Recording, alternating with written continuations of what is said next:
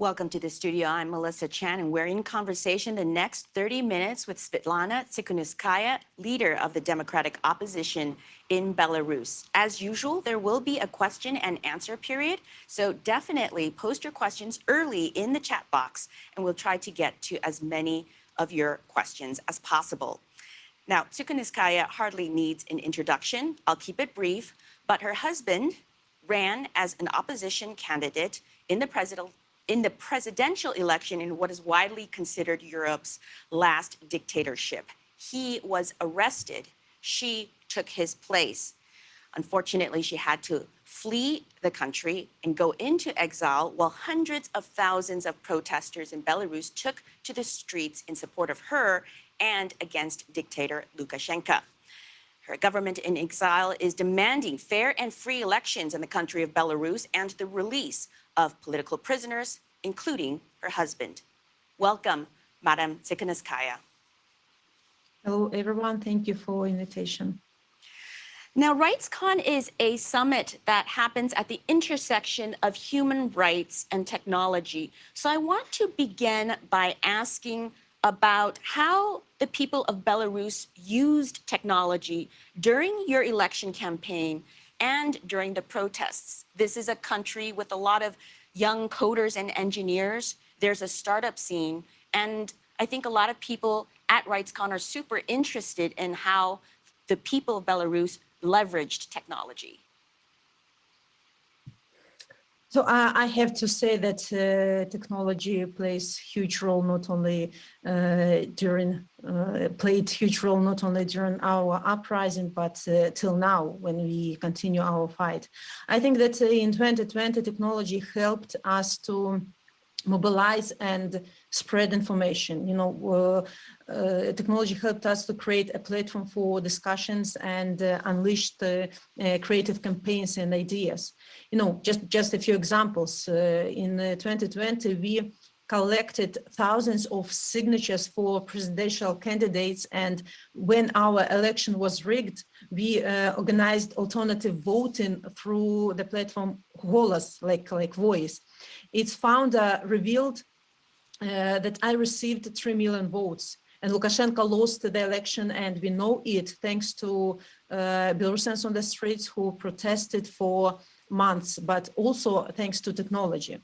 And through such platforms as Telegram, YouTube, and other social media channels, our people united and organized the movement against Lukashenko.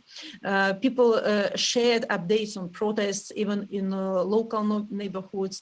Volunteers collected data on the detainees and other things. Also, crowdfunding platforms became the new state. Belarusians organized all the support for hospitals during COVID and for people when repressions began. And it shows how creative and united we are. Also, it's not about our uprising, but about the war against Ukraine. When Russia launched this war, our people sent thousands of photos and videos every day, informing about the movement of Russian troops and missiles launches. And this information helped Ukrainians prepare for possible attacks or bombings, and worried Russians, who to some extent didn't feel safe in our country, that Lukashenko offered as a launching pad for the war.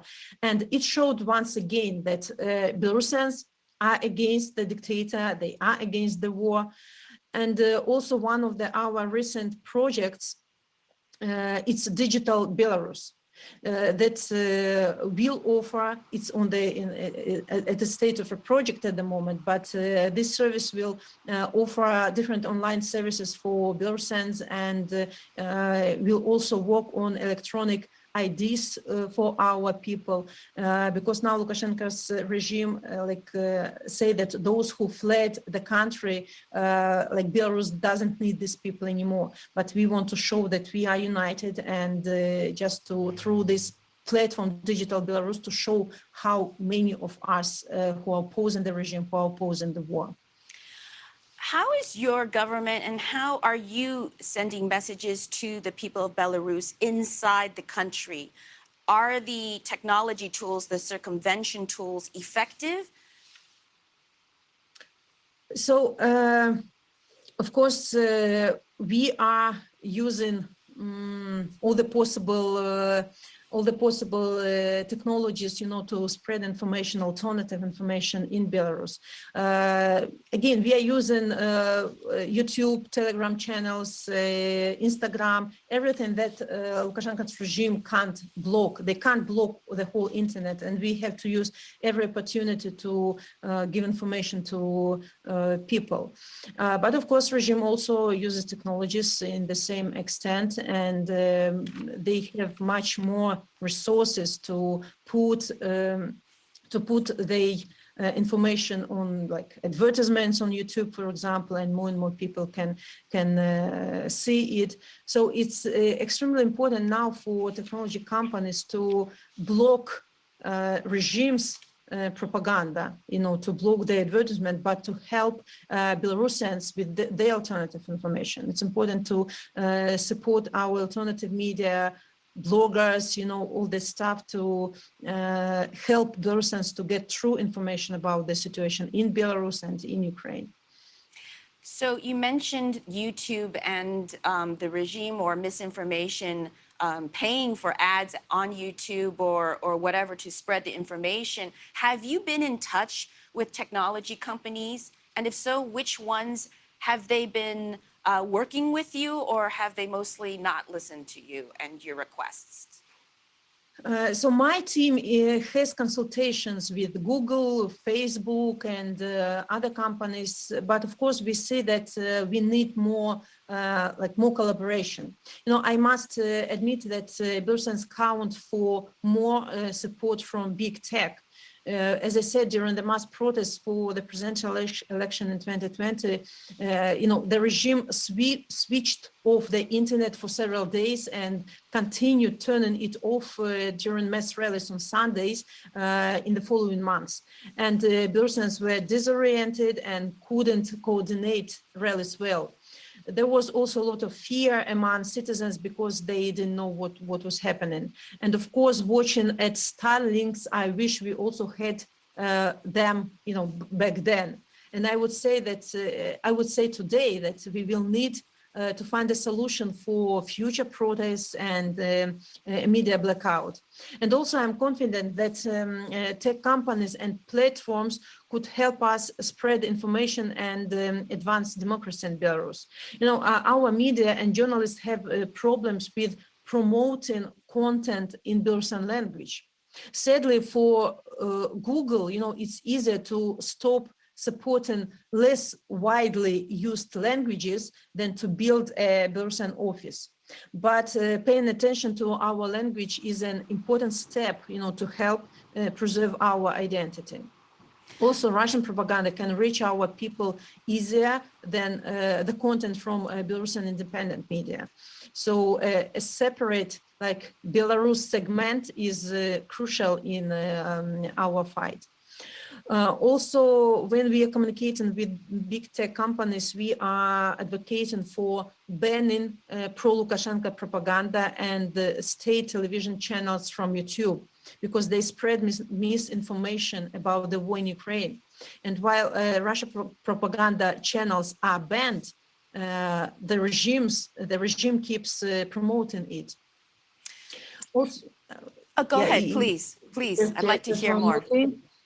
It's also crucial to counter internet censorship and suppressing surveillance technology, which the regime uses to control access to information. We need censorship circumvention tools and relevant software for use. And this is where big tech companies can be very useful and supportive to us. Yeah, and you mentioned earlier that Belarus can't entirely shut down all of the internet off, but we are seeing more and more authoritarian states around the world do exactly that. And so are you concerned that long term, even as you try to send information to the people of Belarus that they will, as you refer to, the amount of misinformation and propaganda is far more than what you're trying to push in terms of information, that eventually the people of Belarus will, very much like what's happened in Russia, very much, actually, China is a great example, right? China blocked Facebook and Twitter more than a decade ago.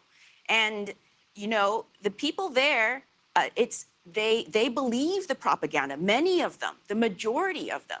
And the majority of Russians seem to support the war in Ukraine because they don't know better. Are you worried about the people in Belarus, the people who support you now, eventually succumbing to propaganda over the next few years, over the next decade?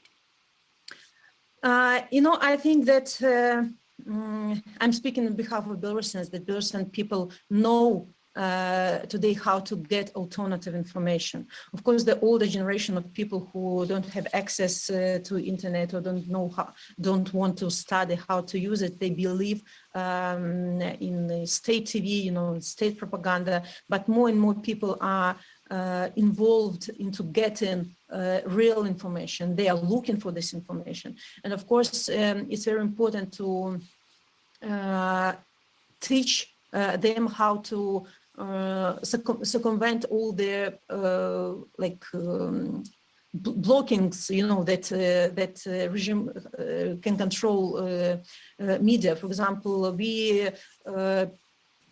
people in Belarus know how to use VPN and other censorship circumvention tools.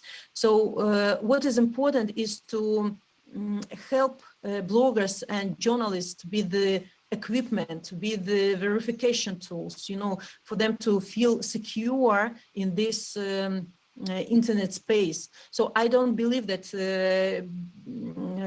Belarusian people will start, you know, to follow propagandist channels, but it's very important, it's crucial to support alternative media, for us to be more vocal, because we don't have, you know, as democratic forces, we don't have so much, you know, how to say, so much tools, okay, you know, to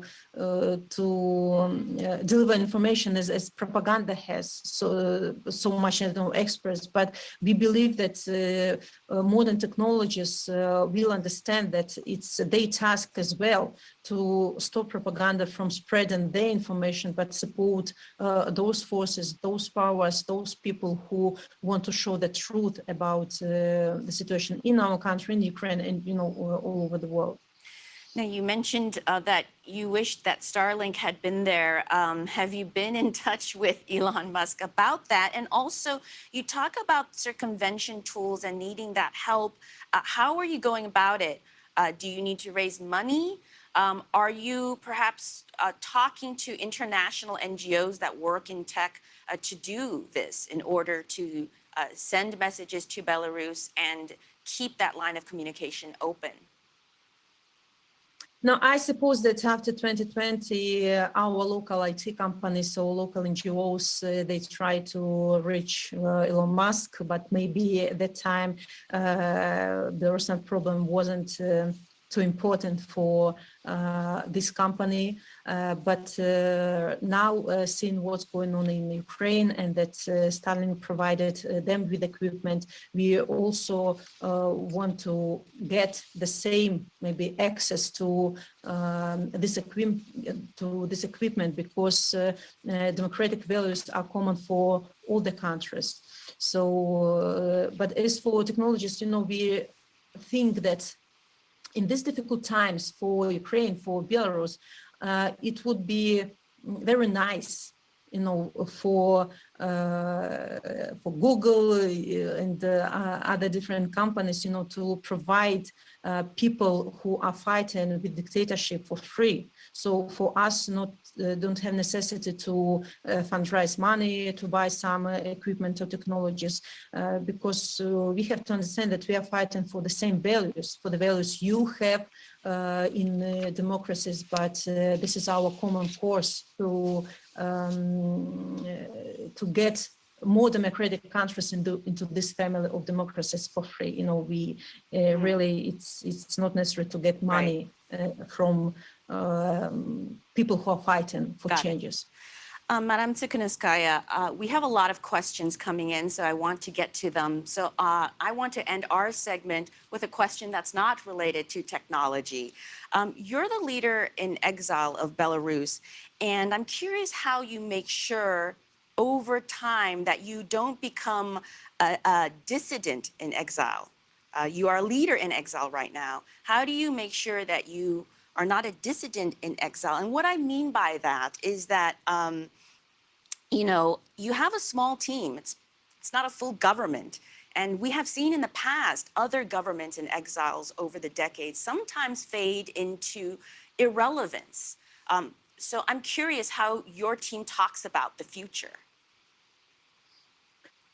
So our main task is to stay in contact with the Belarusians who are in Belarus, who are fighting for the future of our country, and to stay in contact with the people with democratic forces who are in exile. And thanks again to technologies, to Zoom conferences, you know, to Instagram, we managing to keep constant contact with people in Belarus. So, and I see that Belarusians are desperately fighting, yes, on the ground. Yes, you don't see huge, massive rallies on the streets of our Belarusian cities, but the spirit of freedom is alive in Belarusians. And we, as people, need energy. And every time when we see that technology companies, when our politician forces, different NGOs are helping us on our way, we are energizing ourselves. We understand that we are not abandoned, that we are not agreed with this regime. We are not agreed that our political prisoners will spend years in jail for just being free people, dared to oppose the regime. So it's very important. Contact is very important. And thanks again to technologies, we are managing to keep this contact with people. Well, that leads into our first question from Rob. Are you more optimistic about returning to Belarus after seeing how the war in Ukraine has unfolded? Look, we understand that the fate of Ukraine and fate of Belarus are interconnected. And without free Ukraine, there will be no free Belarus. But without free Belarus, there will be no secure Ukraine, no secure Western countries. So we understand that Belarusian regime is a part of regional problem, and this problem has to be solved in complex. So I seen international support to Ukraine, seeing how Ukrainians are brave and courage, and seeing how Belarusians are ready to help Ukrainians. You know that a lot of Belarusian men are fighting alongside Ukrainians. I really believe that Ukraine will win this war, and it will give us, Belarusians, one more window of opportunity to get rid of the regime. And we are not just sitting and waiting the outcome of the war. We are preparing for this for this trigger, you know, for this window of opportunity. We are helping Ukrainians on the one side, but also continue to fight the regime, like exhausting regime structures, economically, politically, and strengthening civil society, media, human rights defending centers. So this is our strategy now. And yes, I don't just have hope. I'm sure that this regime will collapse because of Belarusian people will for changing situation in Belarus and for support and solidarity we see from our international partners. Now, is there space for civil societies of Belarus and Russia to collaborate to fight for the common goal of freedom for their two countries and against the war and repression of Putin and Lukashenko? That question comes from Natalia. So for during the last 2 years, Lukashenko's regime deliberately ruined all the NGOs in Belarus, all the alternative media, to suppress civil society. But Belarusian people managed to restore their activity in exile. Yes, we are not in the country, and most of leadership of different companies are not in the country. But our presence in Belarus, presence of NGOs, is inevitable, and we managed to, like as I said, to communicate with people. So our civil society is blossoming, I have to say. Yes, not in Belarus. Yes, it's extremely difficult because a regime doesn't know the borders. They ruined not only NGOs, now they're ruining also trade unions. Like they want to shut up everybody in our country, but they will not succeed because you can suppress people physically, but you can't stop revolution in people's minds. It's people it was like people's awakening in 2020, and people will not go and sleep again for next 10, 20 years. The next question comes from Anna, and she's wondering how people in Belarus fight for freedom of thought on the internet. We discussed this a little earlier about my question and concerns about how people maintain freedom of thought over the years and don't succumb to propaganda. Can you talk a little bit more about that? Would you paraphrase the question, for me to understand better, please? Yeah. The question is how people can, how they participate on the internet. What kind of messages are they sending out to maintain the channel of communication and to continue the fight against the dictatorship of Lukashenko? So I guess, what are people talking about that they can on Telegram, or when they're using the VPNs? What are they talking about in Belarus to try to move things forward, to try to improve the situation, to try to fight against the dictatorship? So, our task as Belarusian people to create multiple points of pressure on the regime. So people talk about different things. Some people communicate about sanction regime. People from Belarus send information to special Telegram channels about how, for example, regimes circumventing sanctions, and our task is to close the loopholes.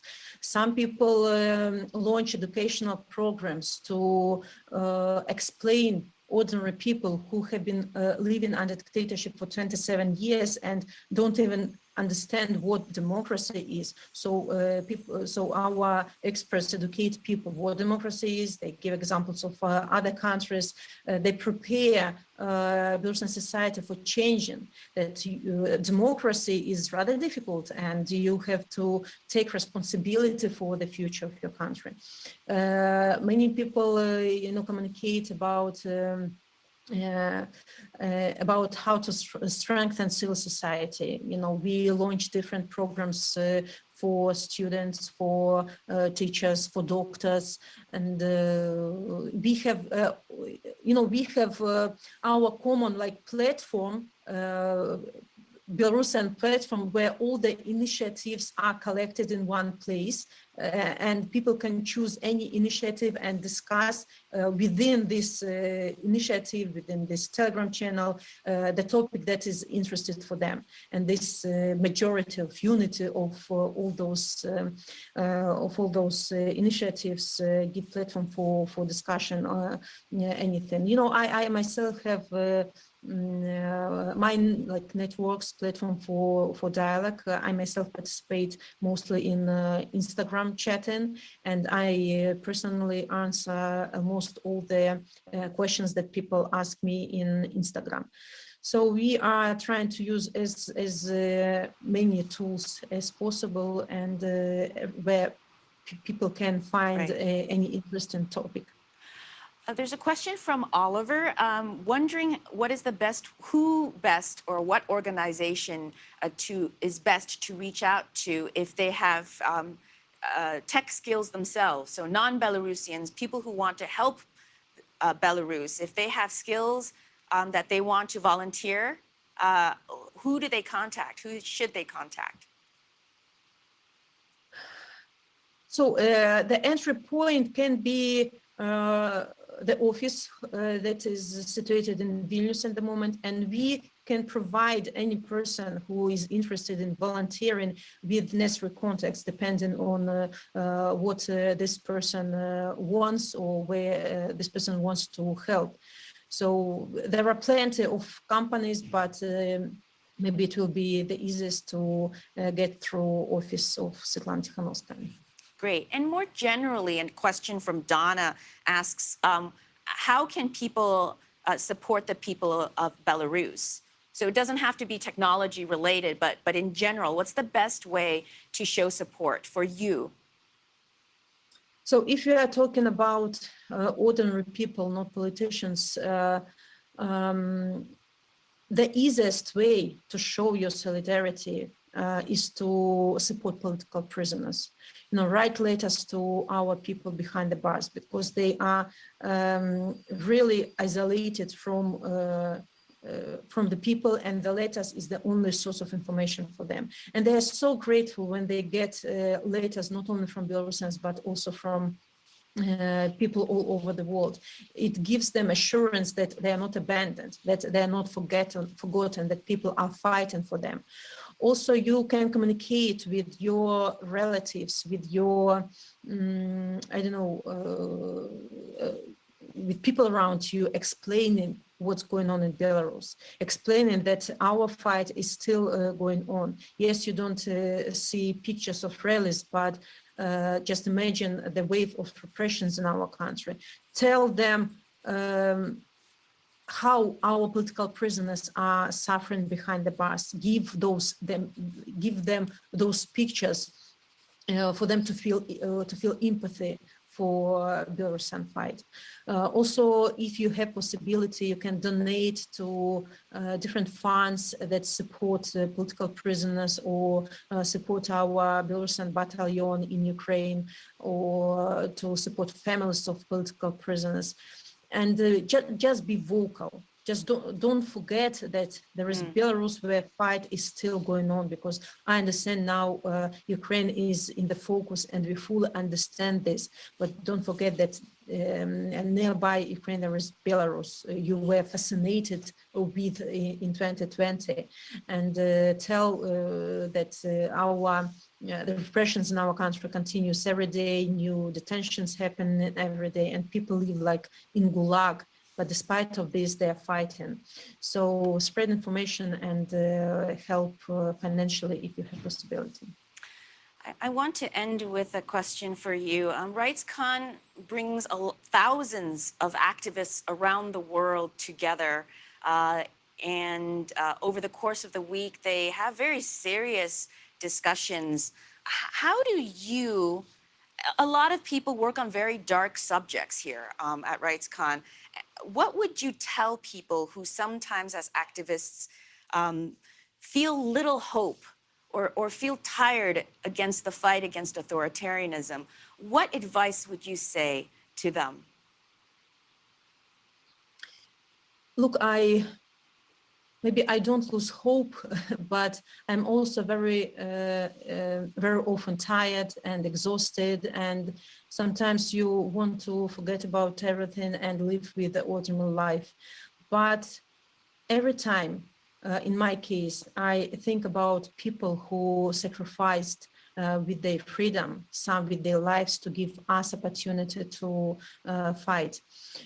Think about the future generations. You have to understand that your fight for democratic changes is not in vain, that your country, your people deserve better future, and they deserve to live in the country that shares common values with already democratic countries. And if you're losing hope, communicate to people who still have like inside power, who still believes, and it will give you a little bit more hope as well. So there is no one single receipt how to restore your resources, but believe that you are not alone. Democratic countries are with you. People around the world are with you. Just